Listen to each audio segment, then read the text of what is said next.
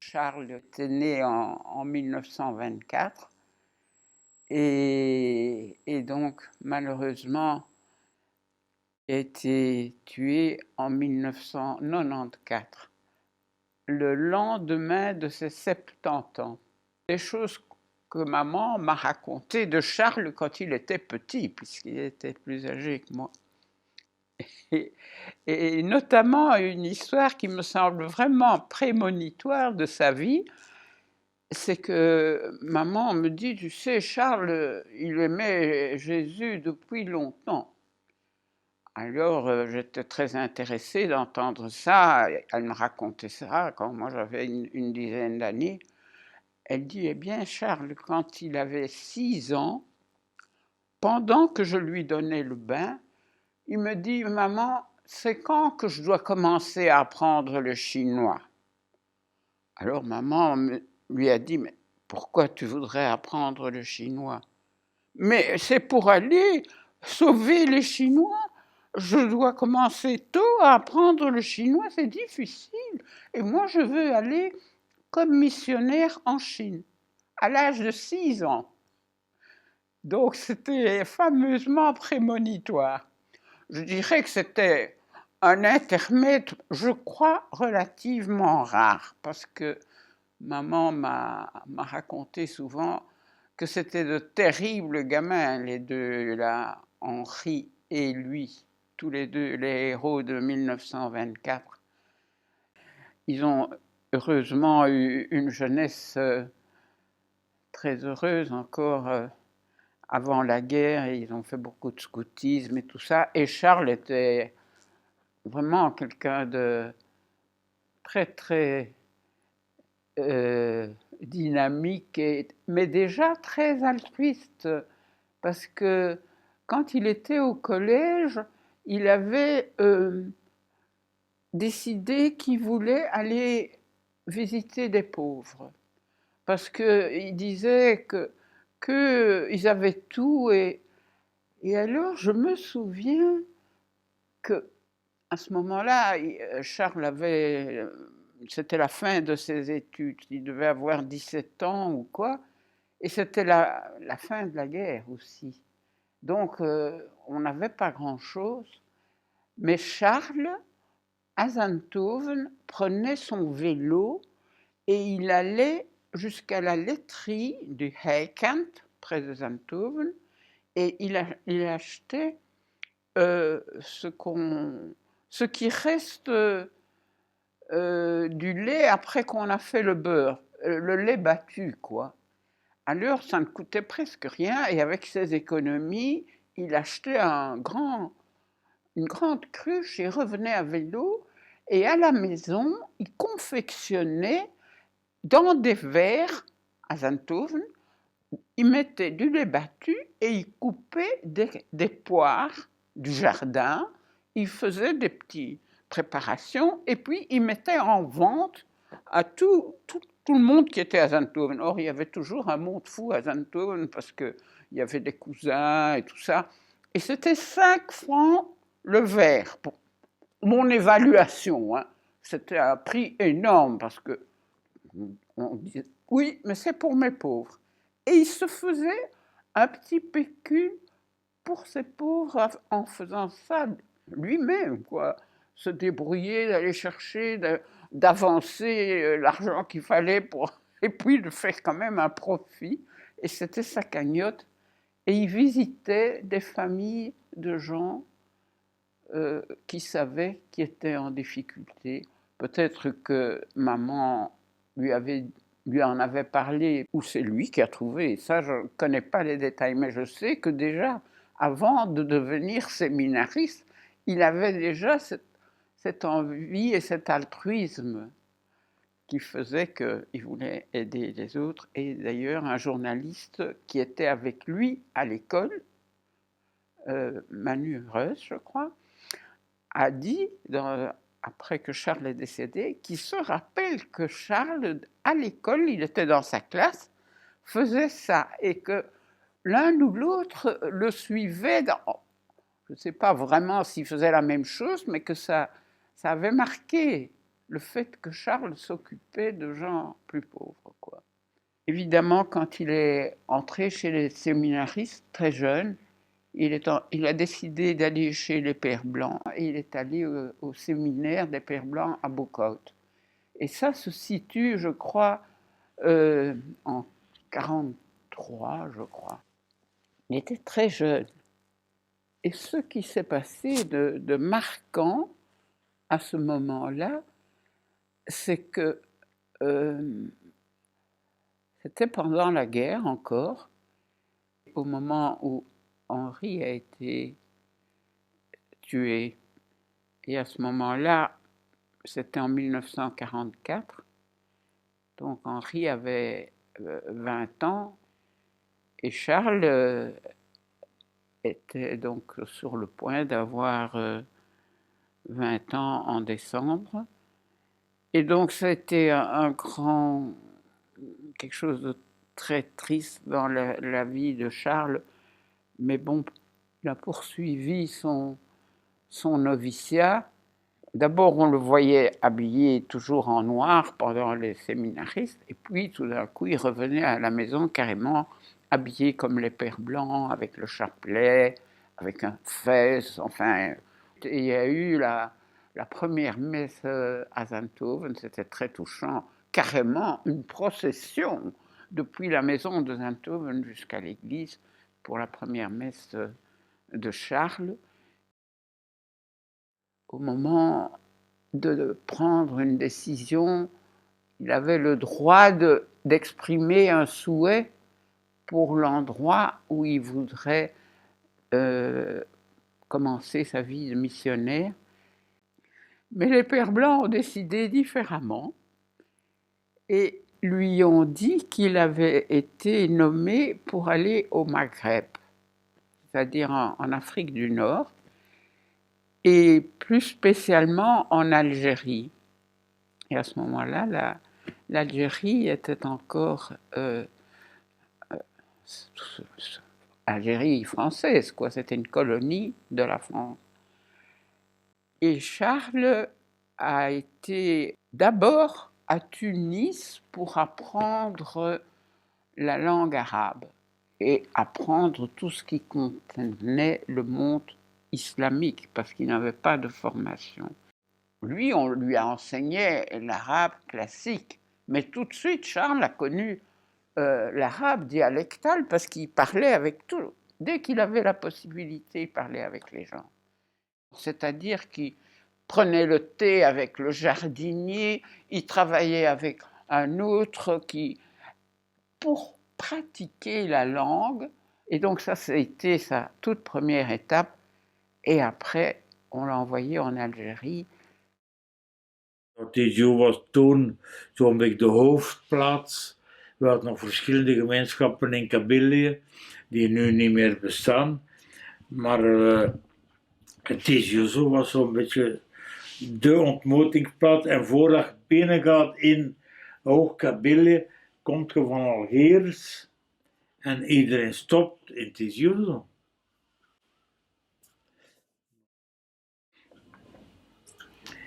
En dus bij gevolg, ja, iedereen kende Charlie natuurlijk. On a les témoignages de tous les gens qui l'ont connu quand il est arrivé là et qui disent qu'il a fallu très peu de temps parce que lui, tout de suite, il était proche de la population et il a appris le berbère. Il était proche des jeunes et il organisait pour les occuper des matchs de football.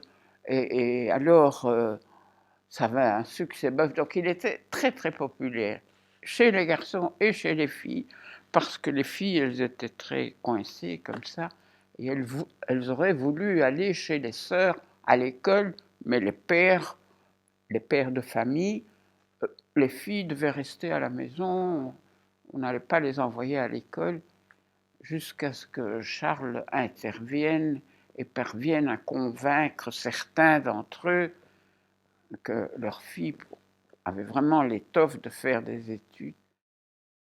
J'étais la première de mon village à rentrer au lycée, à avoir eu le bac. C'est lui qui a dit, il a dit, mais il faut d'abord que tes parents soient d'accord. J'ai dit d'accord. Ben, il suffit de venir dans notre village, vous ferez la connaissance de ma famille, et à ce moment-là, on verra. Et c'est là qu'on s'est connus. Il est venu chez moi, il a fait la connaissance de ma mère, et elle a signé les papiers pour qu'il soit mon correspondant à Tizi Ouzou. Et de là, c'est parti.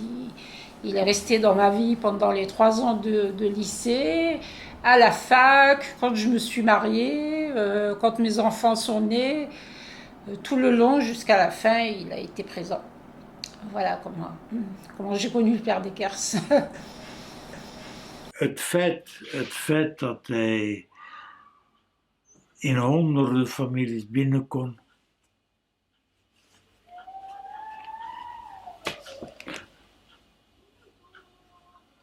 Ik zou zeggen, ja, dat bewijst dat hij het hart op de juiste plaats had. Die mocht overal binnen. Maar als je die mensen, je moet kunnen wachten, hè. Met Algerijnen, dat zijn geen Tunesiërs, hè. In Algerije moet je kunnen wachten. Dat hij door en door heeft. Maar een keer dat je zijn vriendschap en zijn vertrouwen hebt, dan is dat zo. Après moi, il y a des filles qui sont rentrées au lycée de Tizi Ouzou. Et c'est vrai qu'il il était toujours partant, il nous disait toujours il faut faire des études, c'est important pour les filles de faire des études pour pouvoir plus tard avoir un avenir, une profession, quelque chose sur lequel vous appuyer. Et, non, il a toujours encouragé en fait l'instruction sans rentrer forcément dans le terme émancipation. Il était plus fin que ça. Il démontrait que quand on fait des études, obligatoirement, on arrive à sur d'autres chemins. Il faisait ça par des formations professionnelles, lui-même enseigné. Oui, il a été enseignant à Tadmaït, un lycée, je ne sais pas si c'était un lycée ou un collège. Il enseignait l'arabe. En Algérie. Oui, en Algérie. Tout belge qu'il était. Oui. Par ailleurs, il avait créé les mouvements de jeunesse pour les jeunes garçons musulmans. Et c'est à ce moment-là qu'il a aussi créé une école professionnelle parce que les jeunes berbères n'avaient pas accès aux écoles françaises.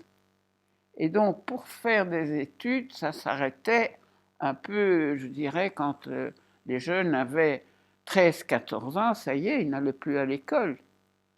Et Charles a initié une école où on commençait à leur apprendre à taper à la machine, à faire des petits travaux, une école semi-professionnelle qui a eu un succès énorme.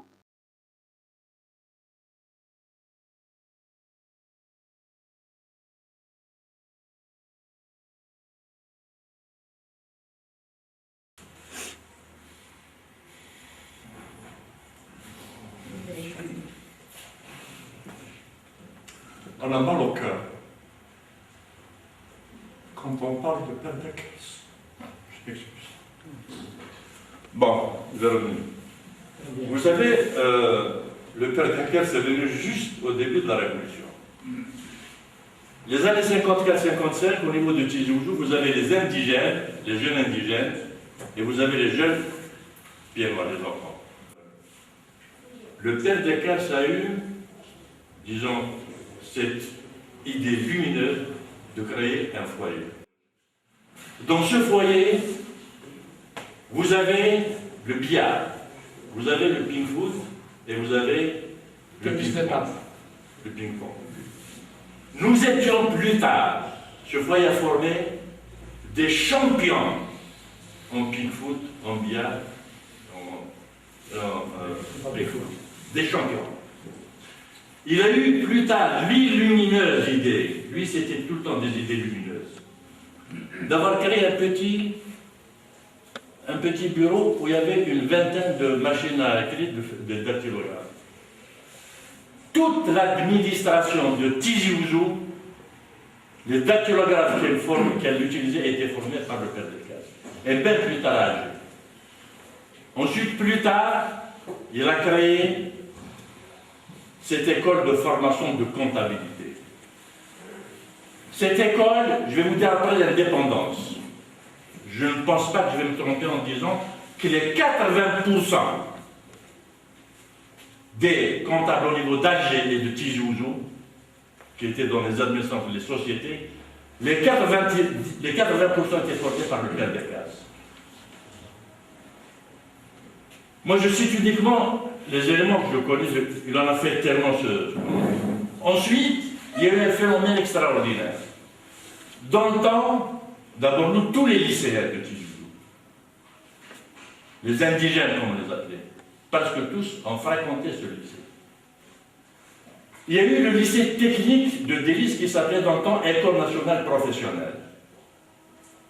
Cette école était réservée spécifiquement et uniquement aux élèves pieds noirs. Les Algériens n'avaient pas accès. Le père Decazes a réussi à ouvrir le concours aux Algériens. Et le premier concours qui était réservé, je me rappelle en tête de Tizi Ouzou, nous étions une dizaine qui avons participé au concours et nous étions l'une des premières générations d'indigènes qui étaient admis à cette école nationale professionnelle de Délice qui est devenue après le lycée technique de Délice. Témoignage axé surtout sur le père Decazes. Donc le père Charles Decazes est arrivé en 1955 à Tizi Ouzou. Il est originaire de Belgique, plus précisément d'Anvers. Il ouvre aussitôt le premier foyer culturel de la ville.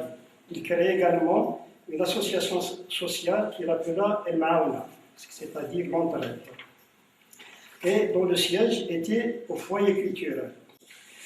Durant toutes les vacances scolaires, et ce jusqu'à notre indépendance, avec mes amis Hamid Baidi, Alet Amour et Reb Hanouri, nous avons assisté volontairement et bénévolement le père Decazes, que nous appelions le père Alsri, dans le travail humanitaire qu'il faisait pour un nombre impressionnant de nécessiteux qu'il recevait.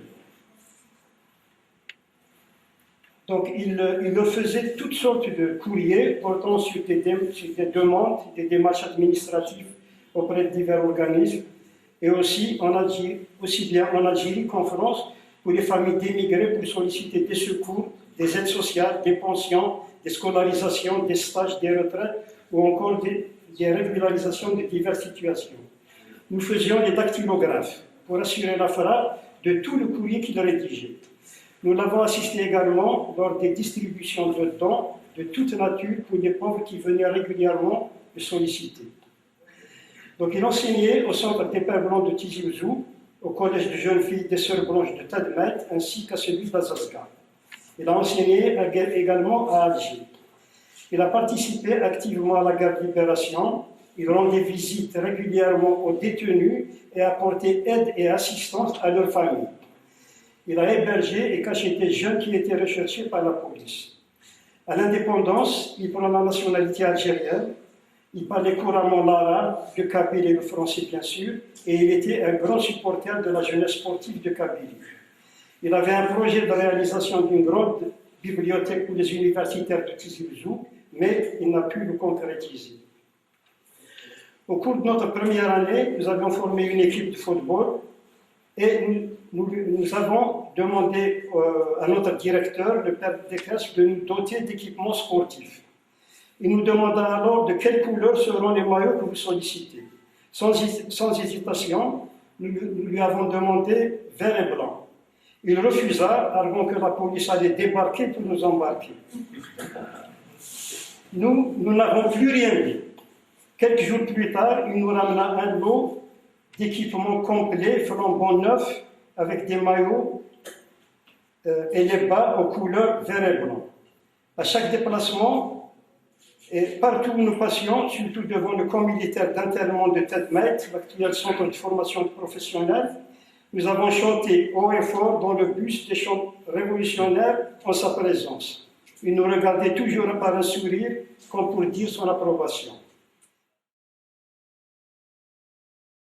Parce que c'était une période très difficile pour Charles comme missionnaire, parce qu'il était dans un pays gouverné par la France à ce moment-là.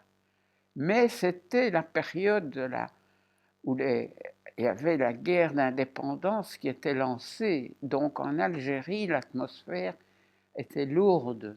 Il y avait le FLN, qui était les Algériens qui souhaitaient l'indépendance, et la France qui envoyait des soldats français pour combattre le FLN. Et Charles se trouvait là, comme ça, entre deux feux. Et il devait garder l'église au milieu du village. Lui, il était un prêtre chrétien.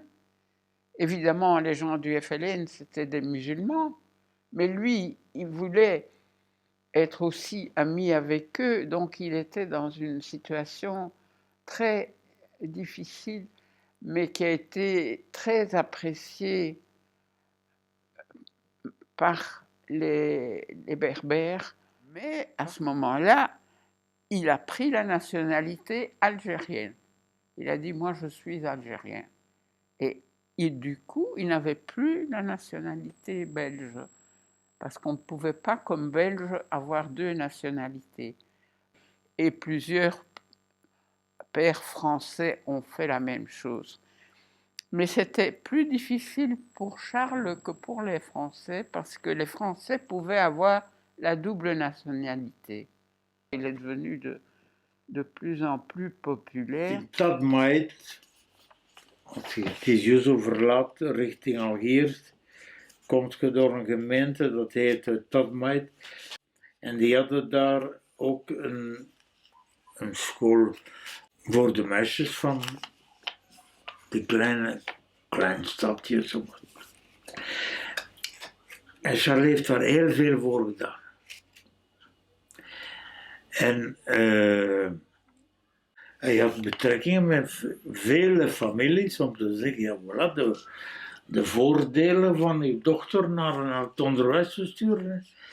En hij heeft zo met zijn wagen tientallen meisjes naar die scholen gestuurd. En dat hebben ze in politieke kringen, in het gouvernorat en zo niet begrepen. En dat is een van de redenen waarom dat ze hem uitgezet hebben. Niet uit Algerije, uit Tiziouzo, uit de provincie. À un moment donné, le ministre de l'Éducation nationale du nouveau gouvernement algérien a pris ombrage de la popularité de Charles à Tizi Ouzou. Alors il a commencé par lui dire qu'il n'avait plus le droit d'être le directeur de l'école qu'il avait fondée. Il a dit qu'il fallait des vrais Algériens de souche.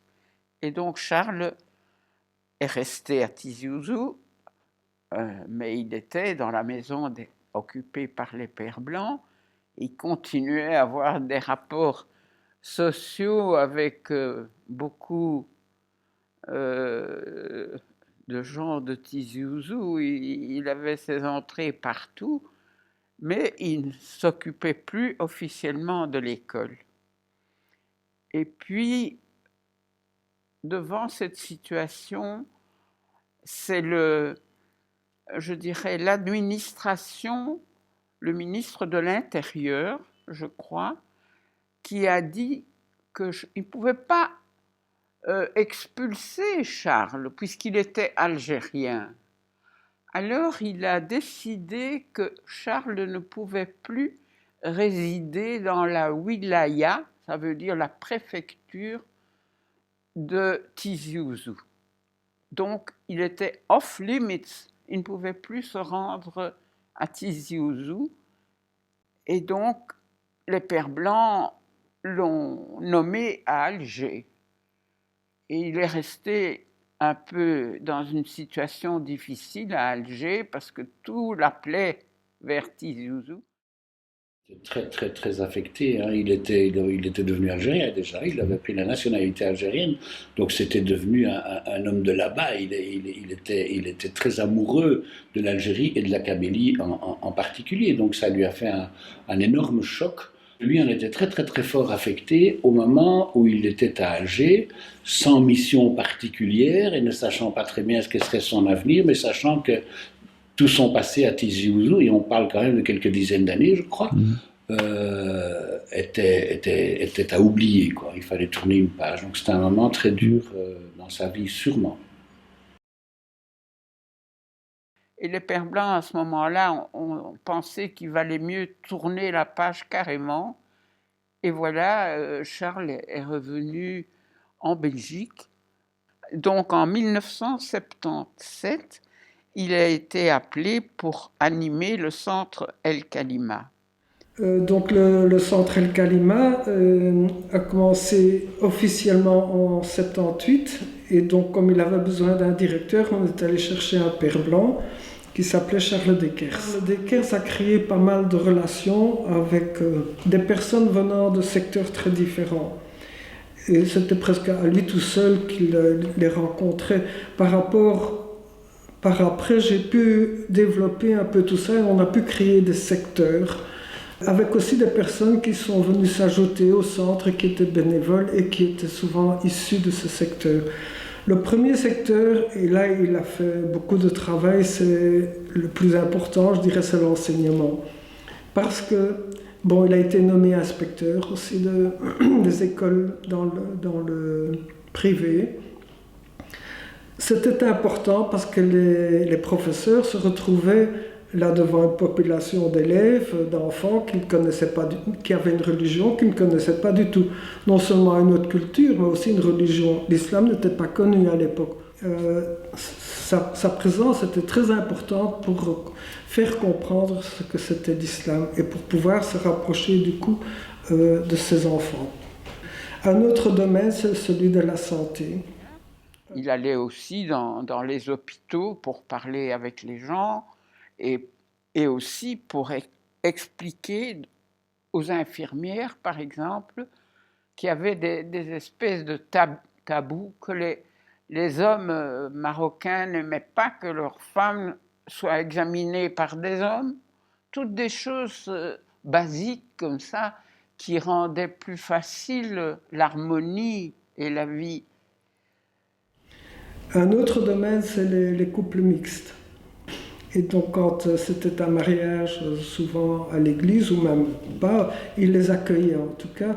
Et il discutait beaucoup avec eux. Il parlait aussi des difficultés qu'ils allaient rencontrer, puisqu'ils connaissaient bien les deux cultures. Et ça, c'était très important. Alors aussi, un autre domaine, c'était la formation.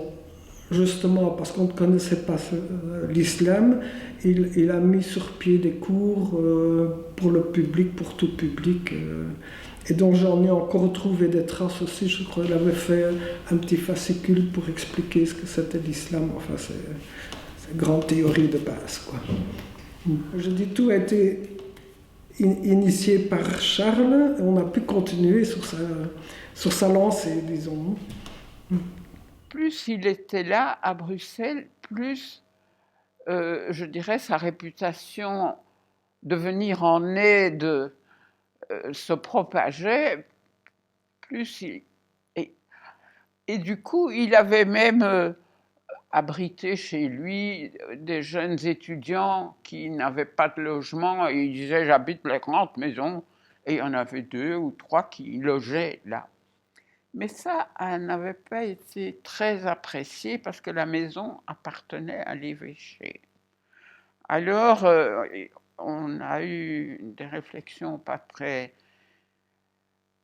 en disant qu'il fallait plus faire de conférences et moins de contact avec les gens. Mais Charles avait beau décider ça, il ne fermait jamais sa porte. La porte était toujours ouverte. Pourquoi le centre s'appelait Kalima? Alors, c'était Charles qui a donné ce nom, le centre El Kalima.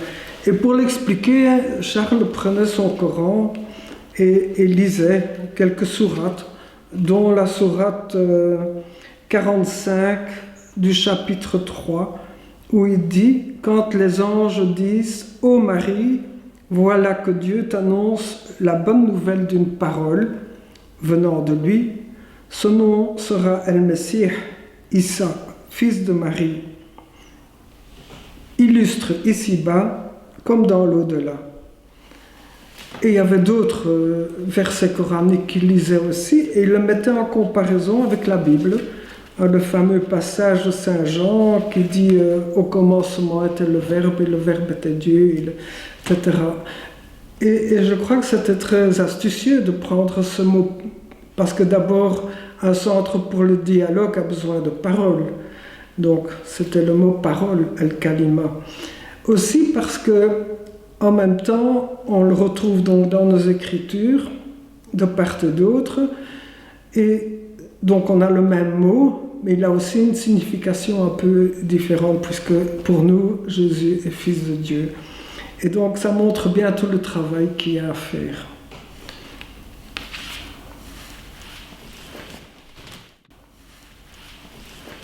Il avait sûrement lu le Coran, oui. Et probablement que dans sa prière aussi, il devait employer de temps en temps des versets, comme on le fait nous aussi, enfin, à certaines occasions en tout cas. Dans les deux écritures, en tout cas pour le Coran et la Bible, on parle de Dieu. Et je crois que, bon, on a chacun sa vérité, c'est vrai, mais on peut toujours trouver des aspects complémentaires ou qu'on comprend moins bien. Et en étant confronté, mais dans un bon sens, avec la foi de l'autre, on peut aussi davantage mieux connaître la sienne. Je crois que ça, c'est important. La personne humaine, quand elle vit une certaine intériorité, une certaine vie avec Dieu, le chemin est le même. Il y a eu Madeleine, alors, qui m'a donné ce témoignage. Elle faisait un peu le travail de secrétaire et elle me parlait de Charles et surtout d'une chose que j'ai retenue, c'est que quand il faisait une démarche ou qu'il avait une activité importante, il s'arrêtait, il priait d'abord.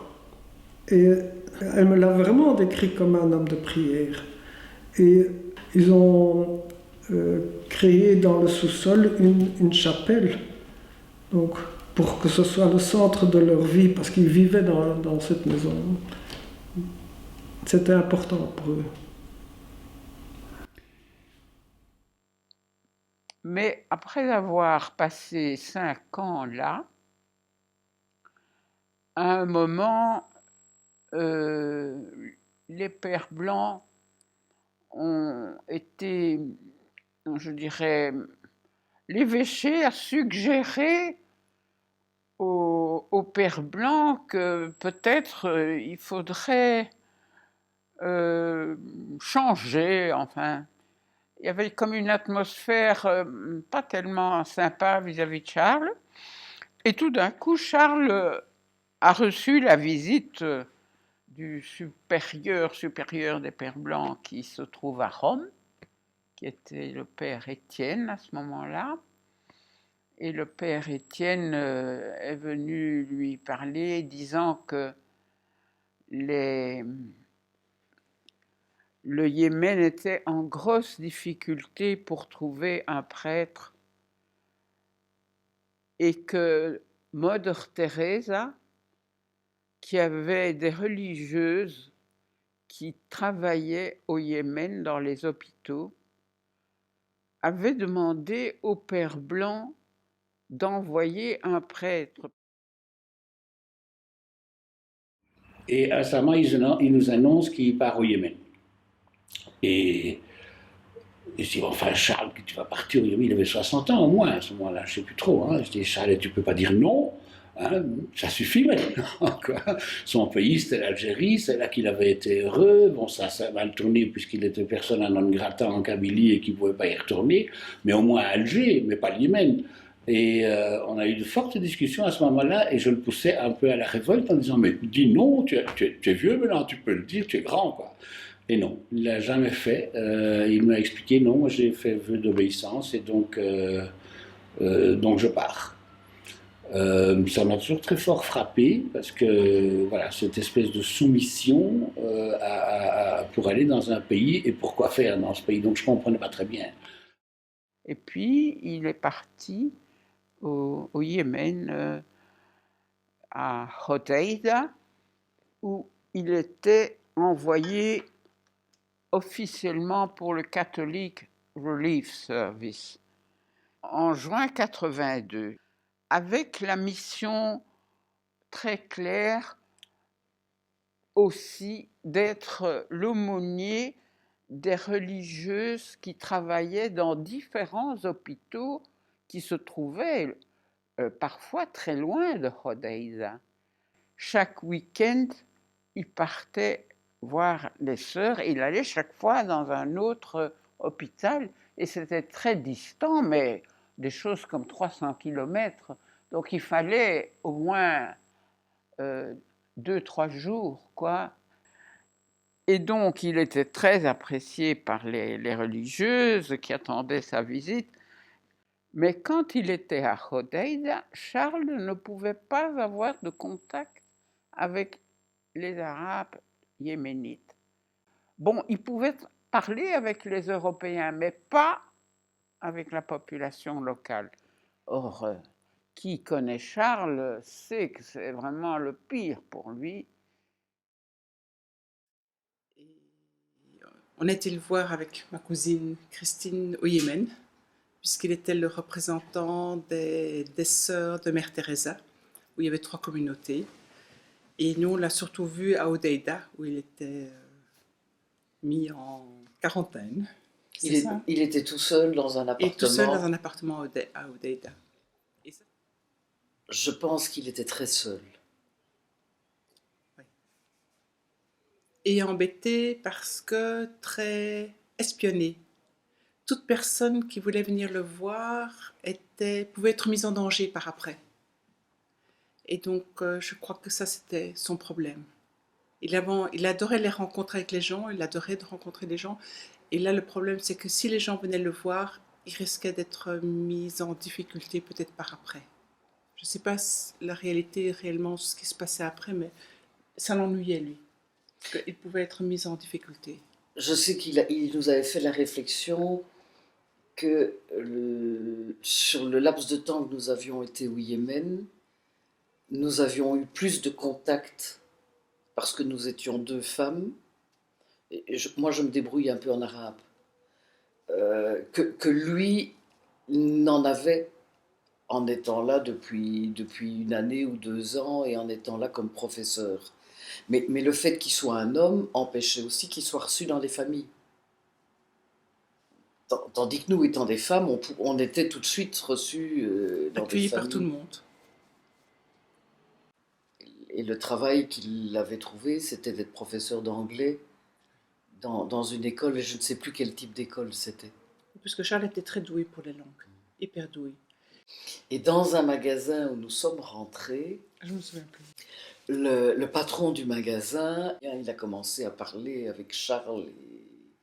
Et puis à un moment donné est arrivé un jeune qui, en entrant dans le magasin, a dit en arabe que la paix de Dieu, que la paix d'Allah soit sur vous, et spécialement sur les vrais croyants.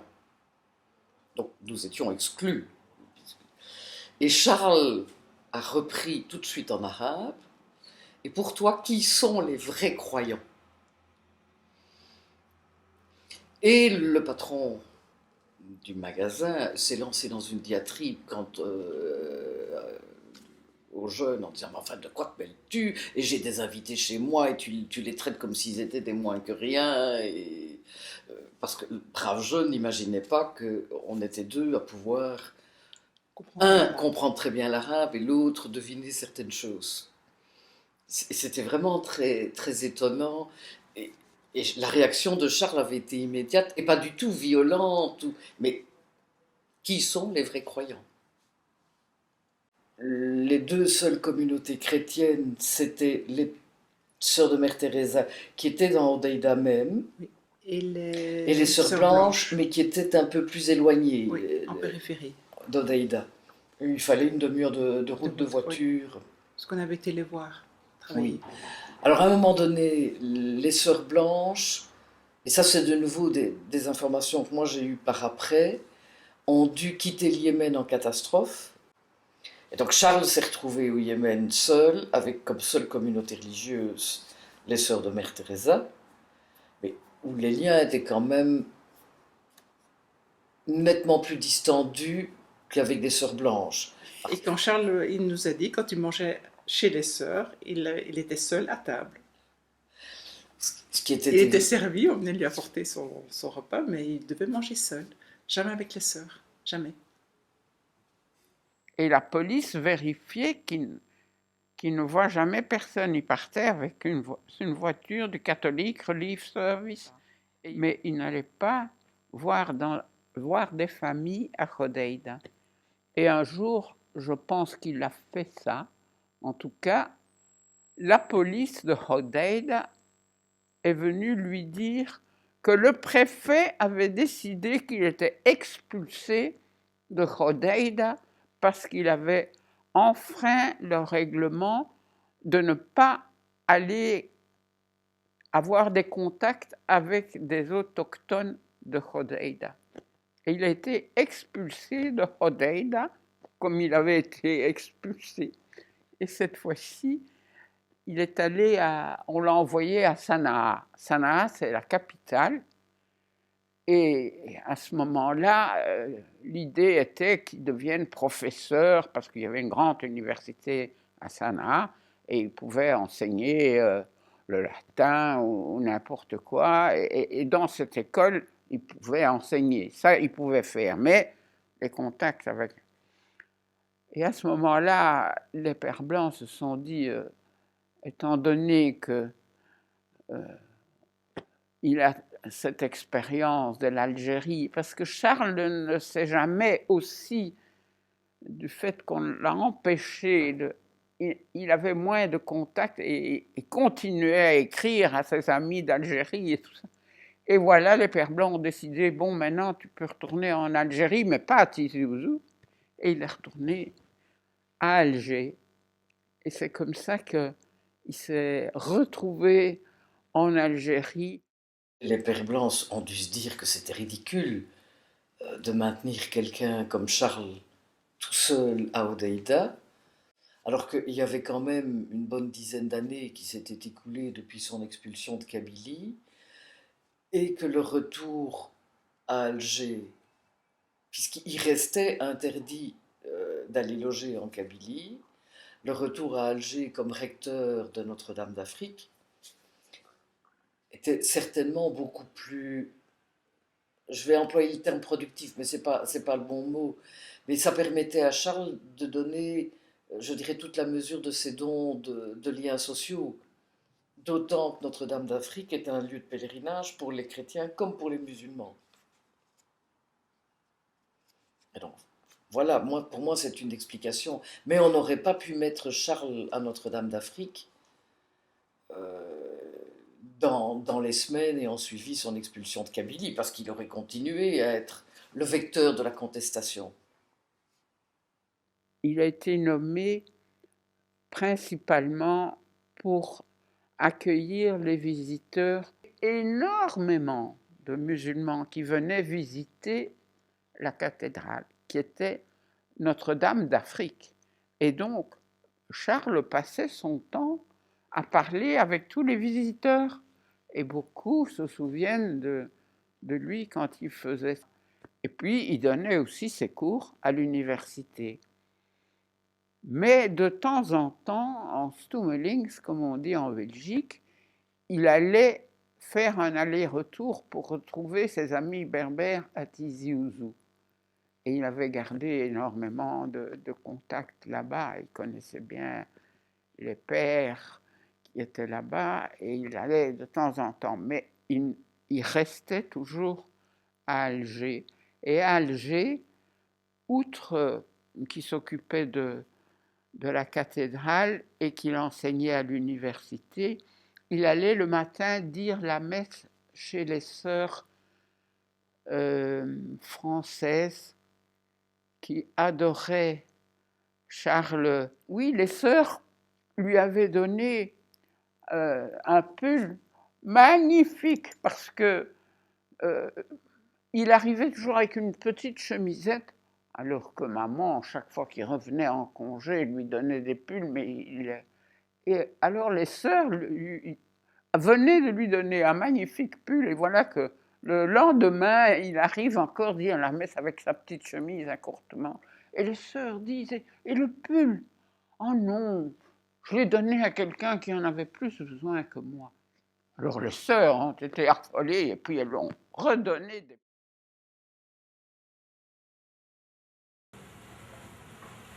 Il reviendra au pays après les événements du 5 octobre 88 et prit immédiatement contact avec ses anciennes relations, même s'il correspondait déjà avec elles depuis son exil en son pays natal.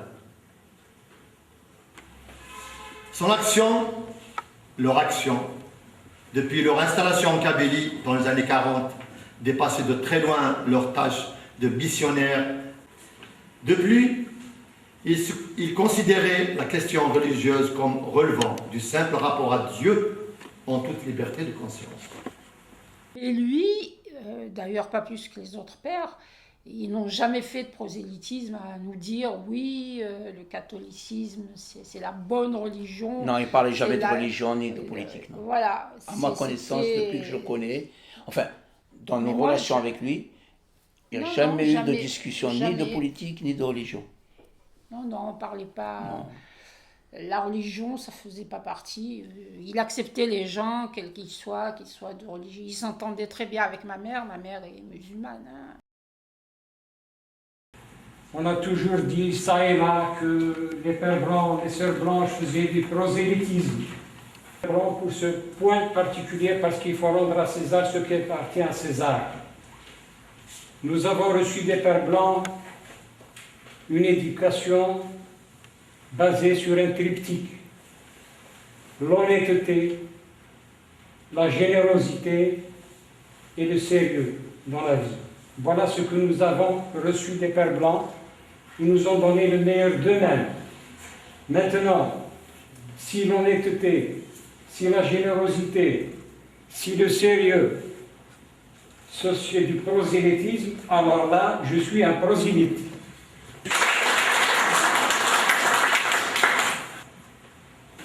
Maintenant, si prosélytisme veut dire que ces hommes sont venus répandre une doctrine, une idée, parce que le mot prosélytisme, je ne l'aime pas, moi personnellement, je ne l'aime pas. Je ne l'aime pas parce que prosélytisme, on se croirait dans un monde de gourous, de sectes. Alors que là, je crois que même c'est... Parce que c'est un faux débat, j'ai dit tout à l'heure que c'est un faux débat. Ces gens-là, ce sont des missionnaires. Ça veut tout dire, missionnaires. Ils sont en mission pour quoi faire? Oui, répondre à la foi, faire le christianisme. Oui, je le dis tout haut, c'est leur mission. Et c'est un débat qui n'a pas lieu d'être dans un pays où la liberté de culte est reconnue, où la religion de l'État est la religion et l'islam. Je n'ai pas peur de dire tout haut ce que certains pensent tout bas aujourd'hui. Je crois que le moment est venu de poser les véritables problèmes et de lancer un débat pour dire qu'effectivement, voilà, ce sont des missionnaires, c'est tout à fait, c'est de bonne guerre. Et pour que ça soit clair, je suis un parfait musulman. Mon grand-père est parti 7 fois à la Mecque. C'était un grand musulman. Mon grand-père, il a appris le Coran, il appartient à une famille maraboutique, et le père de son était chrétien, c'est tout à fait normal. C'est ça le véritable islam, c'est ça la véritable religion, c'est ça le dialogue des civilisations, le dialogue des religions. Et là, moi je le dis tout haut, je suis un ami des pères blancs, donc en tant qu'ami des pères blancs, je défends ce qu'il y a à défendre, tout haut, devant tout le monde, et je serai à leur côté jusqu'au mon dernier souffle.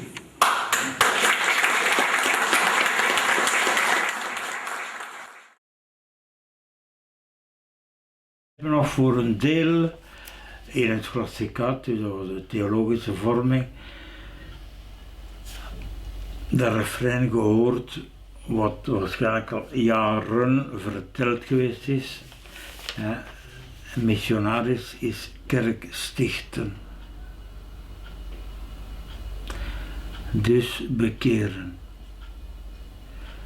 Dus mensen aanzetten om op allerlei manieren christen te worden en bij gevolg kerken te vullen.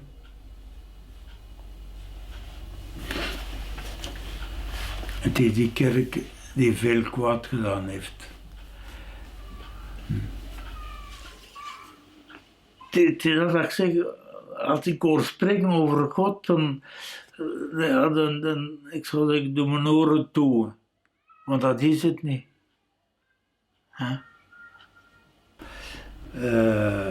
Komt dan als jonge pater of stagiair binnen. Na 3 maanden zegt hij, hoe is het, ben je al op familiebezoek geweest? Maar nee, ik ken hier niemand niet. Hoe zegt, wat kom je hier dan doen? Ja. Het contact voor alles. Bon. Dat was zijn standpunt. Hè. En het is doorheen die contacten met de mensen dat er zaken gebeuren waar ik geen uitleg voor heb en jij ook niet. Dat krijgt je soort een cadeau. Maar dan noem ik God. Ja. Dus je moet me niks anders vertellen. Ik heb altijd gezegd, vanuit het begin, ik kom hier niet om te bekeren. Nee, anders zou ik al lang thuis geweest zijn. Nee, ik kom hier om een ervaring op te doen. Ten eerste het evangelie beleven, hè? Met zijn positieve kanten, maar het evangelie beleven is niet elke dag gemakkelijk. Hè? Ik heb 2 ontmoetingen beleefd met de terroristen. Ik ging daar wandelen van het centrum, zoals ik dikwijls deed, en ik kom daar een man tegen, een gehandicapte. En we waren aan het praten en op een keer zo'n hele struise man, die zet zich tussen hem en mij zo. En die begint daar te roepen, maar echt roepen. C'est un père blanc, il est chrétien, il faut le tuer. Bon, op dat moment ben ik beginnen lopen naar huis. Bon. Ik ben niet naar België gekomen. Maar dan zeg je, ja, voilà. Ook voor zo'n momenten ben ik in Algerije. Ja.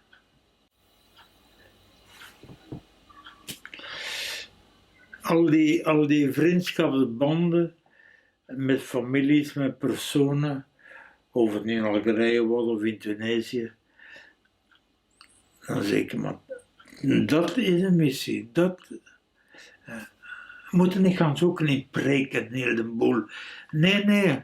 Die band leggen tussen hem en mij. Wij zijn zodanig verschillend en toch komen wij tot een graad van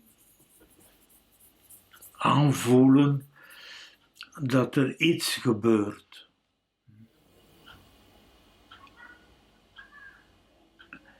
Dat zijn zo'n feit, je moet daar niet te veel over redeneren, het is zo.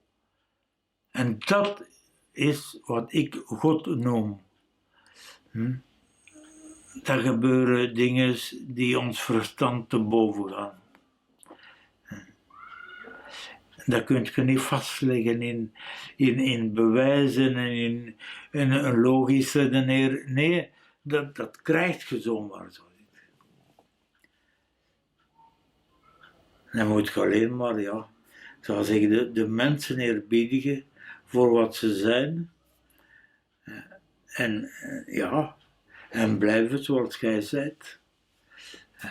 En daar een ontmoeting proberen te realiseren. En dat is missionaris zijn. Maar zijn dagen waren goed gevuld, hè. Ik herinner me nog, ik kwam van de school naar huis en ik was toevallig in die plaats waar dat de mensen ontvangt. En goeiedag enzovoort. En ik zie dan ook een bejaarde mens. En ja, ik was toen maar geen tellen meer. Hè. Hij komt uit de klas. Hij zegt, voilà, kom, zet u maar. En hij begon met die oude mensen te klappen enzovoort. En voilà. Dat was sollicitatie. Nee, op dat gebied was een hele gelukkige mens. Nee, die was echt, ik zou bijna zeggen, een voorbeeld voor anderen.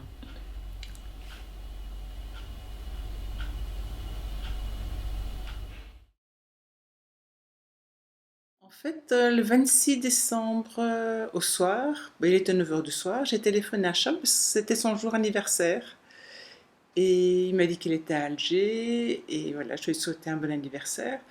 Et ce jour-là, en fait, il y a un avion qui a été pris en otage par 4 terroristes, dont ils ont tué le cuisinier de l'ambassade de France. Et cet avion est parti après à Marseille, là où le GIGN a mis fin à la vie des 4 agresseurs. Et puis, à un moment donné, le matin, dans la voiture, j'entends 4 pères blancs tués à Tizouzou. Je dis, oui, Charles n'y est pas, il était la veille au soir à Alger. Et puis, l'info suivante, dans les 4 pères blancs, il y a un père belge. Il est parti à Tizi Ouzou, il est arrivé chez ses collègues, il est salué, c'était pour la fête du supérieur, le père Chevillard, je crois, qui s'appelle le supérieur. Et il monte pour voir les autres, parce qu'ils étaient 3 dans cette mission-là. On a vu arriver une voiture avec des gendarmes algériens en uniforme qui sortaient de cette voiture et qui nous ont dit de partir et de nous mettre dans une pièce ailleurs. Et ils sont restés avec le supérieur et ils ont dit au supérieur que lui et les autres pères devaient partir avec eux pour aller à la préfecture pour mettre les papiers en ordre. Et alors le supérieur a dit, mais moi je suis tout le temps au téléphone avec le préfet, nos papiers sont tout à fait en ordre. Moi je ne pars pas avec vous, nos papiers sont en ordre. Et à ce moment-là, il a vu les intentions violentes de ces gens et il a crié à ses collègues qui étaient en haut de s'enfuir. Il n'a pas eu le temps de le dire, les autres sont descendus puisqu'ils étaient à l'étage. Ils étaient à peine sur la porte qu'ils ont tous été tués, comme ça, à bout portant. Charles est le seul qui est mort de face. Ça, c'est ce qu'on nous a dit après. Donc, c'était l'horreur. Ces types sont partis à toute vitesse et les autres sont sortis de là où ils étaient et ça a été la catastrophe. Refusant toute protection car il se considérait algérien, le 27 décembre 1994, le père Charles Dekers, belge et algérien de nationalité, est assassiné par les terroristes du GIA à Tizi Ouzou, à l'intérieur du presbytère, ainsi que 3 autres pères blancs de nationalité française qui sont le père Jean Chevillard, le père Christian Chassé et le père Alain Diolonga. le père Charles Deckers. Je dirais c'est terrible. Un personnage pareil, qui a fait tant de bien à Tizi Ouzou, à la Kabylie, à l'Algérie, soit assassiné dans ces conditions telles qu'elles ont été faites, je crois, que je préfère ne pas dire le mot que je pense. Je vous remercie et je m'excuse si j'étais un peu...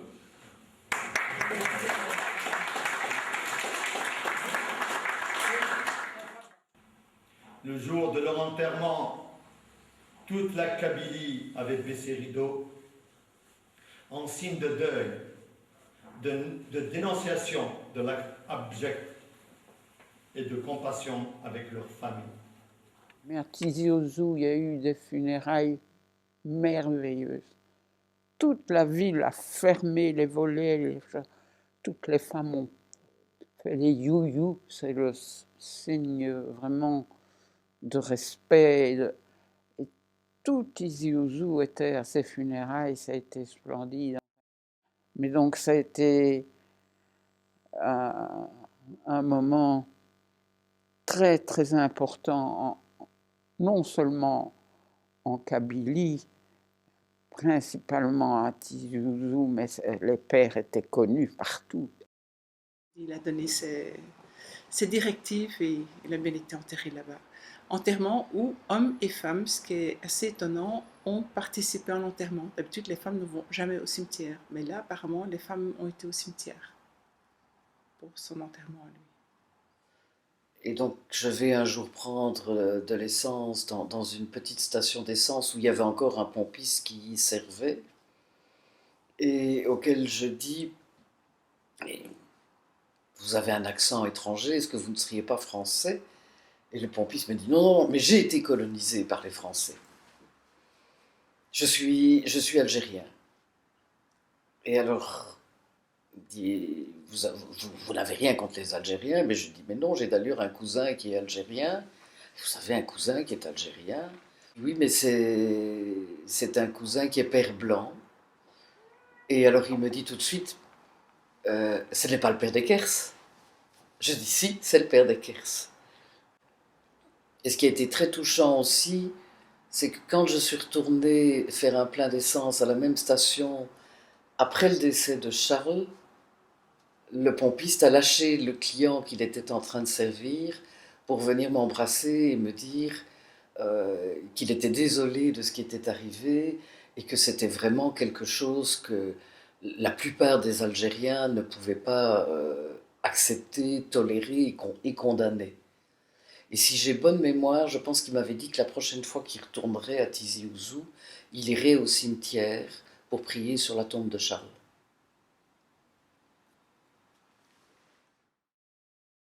Après son décès, j'ai eu une visite vraiment surprenante qui m'a donné à comprendre encore mieux Charles, je dirais. C'est une dame, un beau jour, vient sonner à la porte et je la fais entrer, je la fais asseoir. Elle devait avoir 50, 60 ans, je ne sais pas. Et une fois, elle me dit, mais j'ai appris la mort de Charles. Je ne savais pas qu'il était mort, on m'a pas averti. Bon, moi je la connaissais pas du tout, donc c'était très difficile.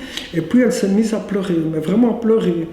Et puis elle me dit, vraiment Charles, c'était un homme qui nous comprenait. Il était proche de nous et nous comprenait. Et pour finir, j'ai su que c'était une dame de la prostitution. Et donc là aussi, je me suis dit, voilà, un homme qui s'est, Charles, qui s'est vraiment penché sur la misère humaine aussi. Avec son accent belge qui me faisait mourir de rire, mais c'est trop... Il parlait très bien. Et puis, je sais pas, il avait une façon de parler qui était marrante. Ya Rabbi, ma fille. Et moi, parce que dans ma famille, non, il faut pas que je donne de prénom. Et, en fait, il a pris mon prénom, il a mis « et » derrière, il a appelé mes filles avec ET. Les Claudettes, par exemple. Oui, voilà, ce genre. Et ça me faisait mourir de rire. Il dit, ouais, mais comment on peut ne pas les aimer? Je dis, oui, vous les aimez, mais c'est pas tout le monde qui aime tout le monde. Hein. C'est là-dessus qu'il était un peu... Il était tellement bon, en fait, qu'il ne pouvait pas concevoir qu'il y ait des gens qui ne le soient pas autant. C'est ça, c'est ce que je lui disais. Je lui disais, mais les gens ne sont pas forcément tous gentils, bons. C'est pas inné. Il a dit, mais si, il y a toujours quelque chose de bon chez les hommes. Il suffit de le révéler. Il faut pas être, voilà, il faut pas être pessimiste et défaitiste comme ça. Non, pour moi, je suis juste réaliste, mais c'est tout. Mais lui, il avait, et c'était une qualité, une vraie qualité, parce que ça lui permettait, en fait, maintenant avec l'âge, je m'en aperçois, en regardant les gens, en leur donnant du positif, obligatoirement, on fait émerger le positif qu'il y a en eux. Si on ne voit que le négatif, obligatoirement, ils restent dans leur... mais si on leur montre qu'ils ont du bon, même s'ils ils ont des défauts un peu, mais qu'ils ont aussi des qualités, ça rejoint le développement personnel d'ailleurs. C'est comme si c'était de la famille, quoi. C'était sans prendre de pincettes, ni faire de manière. Incontestablement, pour moi, le père Dekers faisait partie de ma famille. Il fait Voilà. toujours partie de ma famille, où qu'il soit. Pas... Il doit m'entendre quelque part.